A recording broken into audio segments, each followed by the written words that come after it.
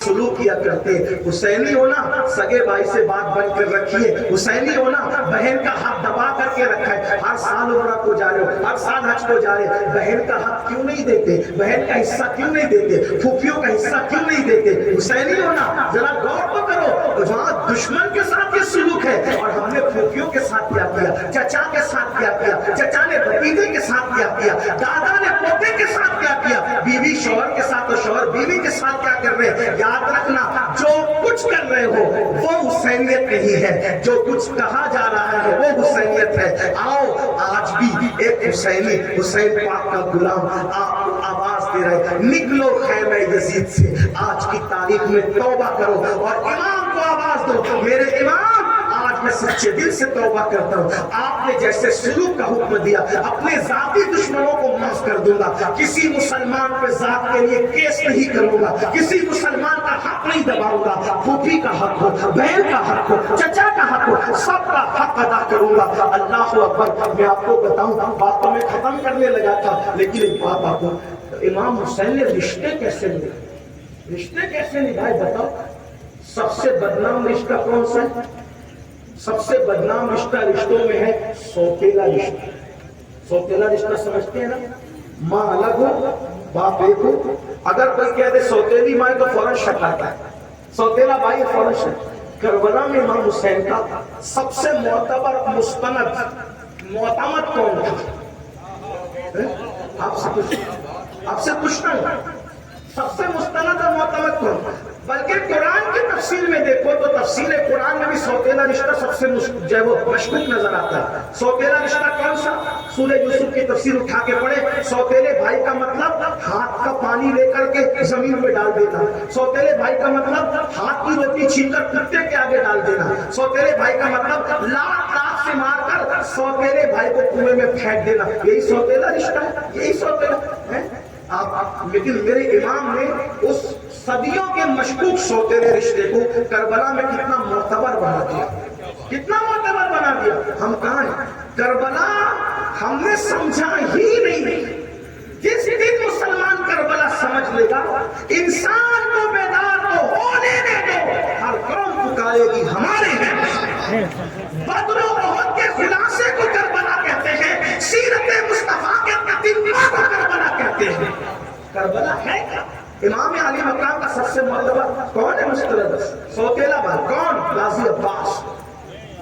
وفا کی اگر داستان کو ایک ساتھ سمیٹنا ہے کربلا میں تو صرف عباس کے ہے نا, عباس کے. لیکن ایک بات آپ سے, تالی دونوں ہاتھ سے بجے, ایک ہاتھ سے. آخر وہ سوتیلا بھائی اتنا پیار کرنے پہ مجبور کیسے ہو گیا؟ امام حسین نے کتنا اس شخص کو, اس ذات کو پیار کیا ہوگا کہ وہ ذات اتنی معتمد ہوگی, مستند ہوگی امام کے پاس. امام کے مورخ لکھتا ہے کہ 9ویں محرم کی رات یعنی 10ویں شب تھی, تو جب امام علی مقام نے خیمے کے لوگوں کو جمع کیا تو جمع کرنے کے بعد کہا, دیکھو یہ لوگ میرے خون کے پیاسے, اپنی جان خطرے میں بچ جاتا, تم سب چلے جاؤ.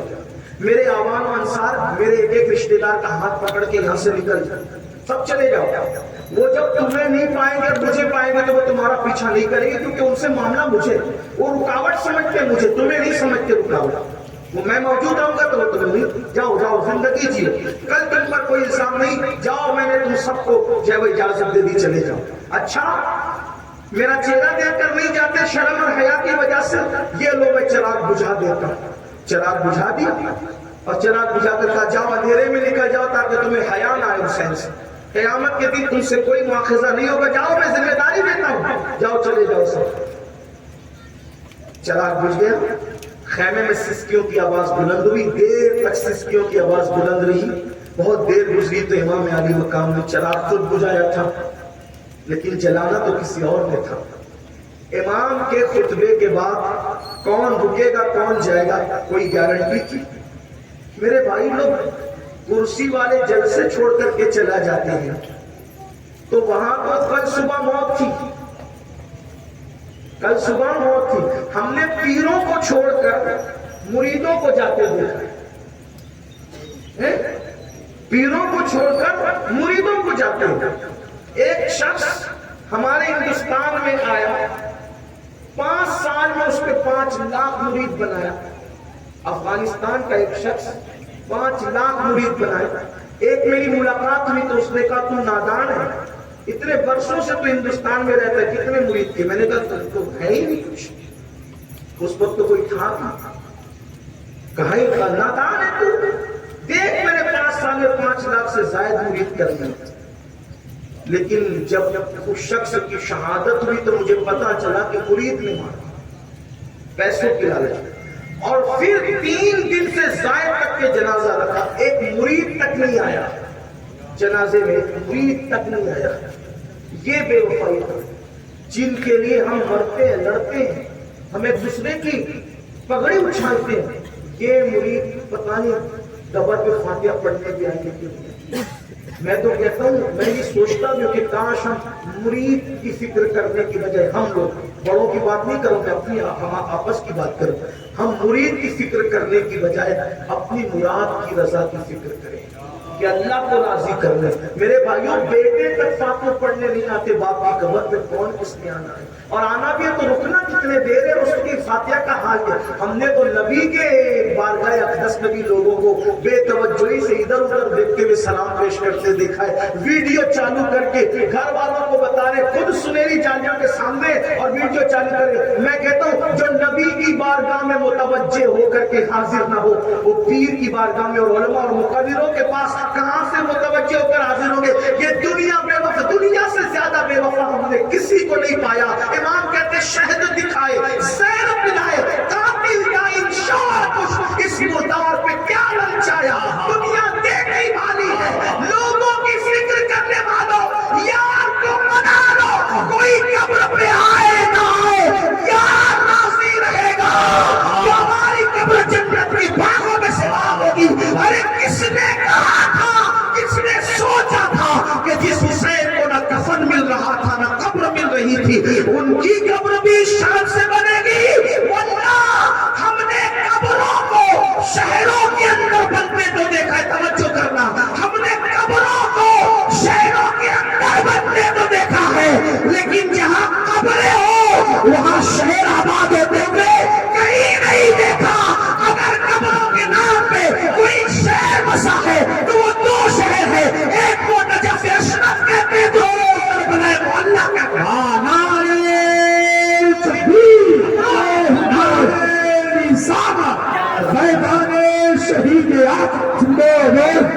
گزارش ہے سب کی فکر چھوڑو, اللہ کو راضی کر, اس کے رسول کو راضی کر. اور یہ چیٹنگ بازیوں سے اللہ راضی نہیں ہوگا, کیونکہ اللہ تو دلوں کے حالات کو بھی جانتا. سچے سچے حسینی بنو. آج میرے امام کا مزار کیسا آباد ہے, میں نے کسی مزار پہ اتنا سونا نہیں دیکھا جتنا کربلا مولا اور نجف اشرف میں دیکھا. اور 24 گھنٹے حرم امام کھلا رہتا ہے, لیکن کبھی میں نے حرم امام کو خالی نہیں دیکھا. بہرحال عرض کر رہا تھا کہ امام نے چراغ تو خود جلانا نہیں تھا, کسی نے جلانا. کون کس کو چھوڑ کے جائے گا؟ کربلا میں امام نے اجازت دی کہ جو جانا چاہتے چلا جائے. میرے خاندان والے ایک آدمی گھر پکڑ کے چلے. اب چراغ جلتا ہے تو چراغ جلانے کے لیے کسی کو حکم دینا ہے, کون رہا کون گیا کسے خبر ہے. لیکن امام پاک کتنے وثوق اور کتنے یقین سے کہتے ہیں, عباس عباس اٹھو اور چراغ جلا دو. مطلب سوتیلے بھائی پر اتنا یقین تھا, کوئی رہے یا جائے میرا عباس مجھے چھوڑ کر کے نہیں جائے. اسی لیے میں اس نتیجے پہ پہنچا, رسول اللہ کے اصحاب نے سر وفا, اگر ہم کسی کو نام دے سکتے تو اسے صدیق اکبر کہتے ہیں. سب وفادار تھے, لیکن جانے وفا اگر کوئی وہ صدیق اکبر ہے. سب وفادار تھے, لیکن کربلا میں اگر رنگ صدیقی کوئی ادا کرتا ہے اور امام علی مقام کا واقعی دست بازو بنتا ہے تو اسے عباس کہتے ہیں. آخر سوتیلے بھائی کو کتنا پیار دیا ہوگا امام نے, تو یہ رشتے میں محبت پیدا ہوئی. آج ہم تو سگے بھائی کو پیار نہیں دے پا رہے, پڑوسی کو بلا کر کے ہم کھلا نہیں پا رہے, ماں باپ خود کی دعوت نہیں کر پا رہے. یاد رکھیے کس کے ساتھ کھڑے رہے, اللہ سے اللہ کی بارگاہ میں توبہ کر رہے, بدل جاؤ. بلکہ ایک خوبصورت سی بات یاد آتی ہے, لیکن ٹائم زیادہ ہوا, اس لیے میں پھر کبھی انشاءاللہ بس اتنا کہہ کر کے کہ آؤ یزیدی خیمے سے دیکھو تمہارا عقیدہ اچھا ہے, ایمان والے بھی ہو. میں تمہیں یزیدی نہیں کہہ رہا ہوں، فکر کچھ لوگ باتوں کو دوسرا غلط کرتے ہیں، یزیدی نہیں کہتے، لیکن اتنا ایمان ہے، عقیدہ ہے، صحیح مسلک پر ہو، مگر کردار کے اعتبار سے بھٹک گئے ہو، یزیدی کردار کو اپنا لیا ہے، توبہ کرو، معافی مانگو، آج بدل جاؤ، پھر دیکھنا میرے امام کا کیسا کرم چھما چھم برسے گا، یہاں بھی کامیابی وہاں بھی کامیابی. اللہ مجھے آپ سب کو عمل کی توفیق دے. گفتگو کے درمیان کوئی غلطی کو اللہ معاف کرے. استغفر اللہ ربی ان ربی لغفور رحیم وما علینا